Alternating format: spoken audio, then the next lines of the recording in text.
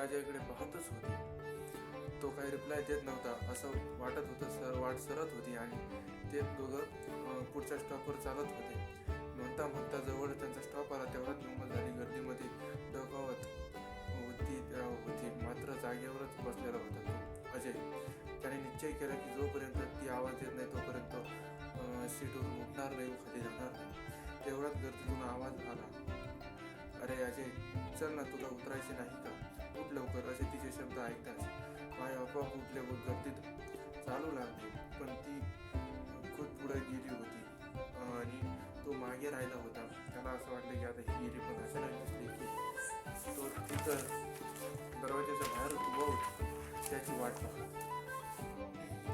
त्याला पाहिलं लगेच पुढच्या बसच्या शोधात ती पुढे गेली.